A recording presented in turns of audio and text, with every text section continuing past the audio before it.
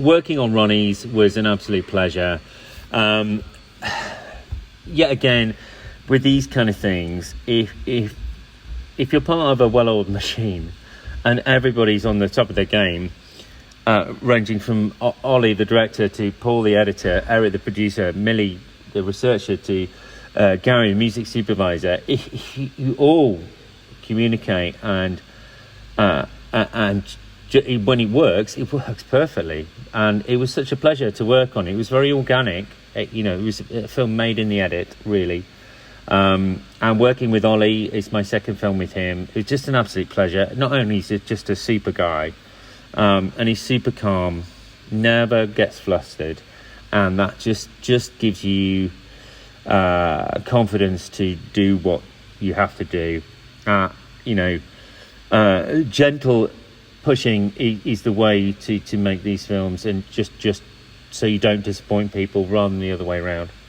It was a pleasure to work with, and the subject matter was just so fascinating as well. And also I had, there was challenges, but as ever in archive world, you ask people who've done things before. People like Cal Dillon helped me greatly. Off the back of her Jazz Britannia series, there was loads of stuff in that which I just didn't have a clue where it's from. So she helped me find it and sort of put me in the right direction. And, I credited everybody who helped me. So it was a real pleasure.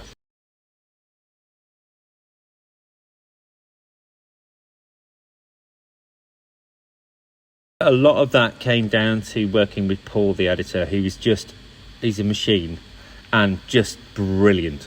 He's an archive machine. We learned, and Andy Last as well, he's assistant editor. Let's not forget him.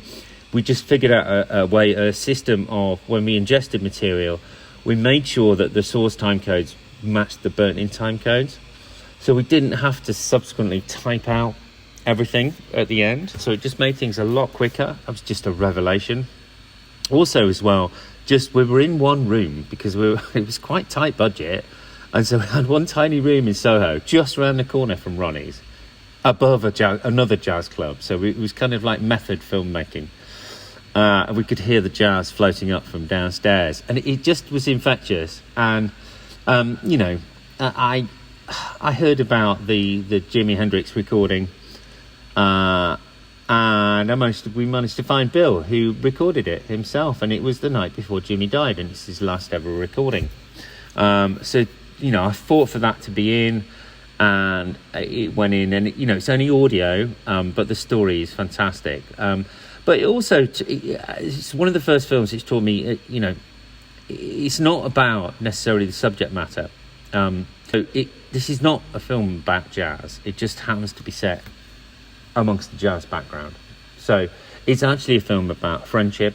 It's about London, and it's about mental health, and it's very important. And it's through COVID, and we've all had problems, myself included, and it's just taught me to be a bit more respectful of your subject matter, very similar to American Murder as well, and that you never stop learning in this industry, and the moment you think you know everything is the time you need to get out, because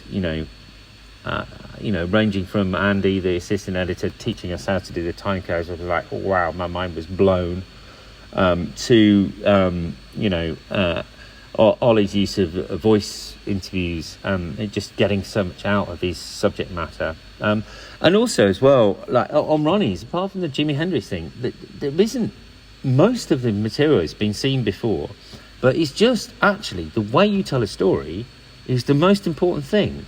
You could cut something from very familiar material, but it's the way you tell the story which is the most important thing. And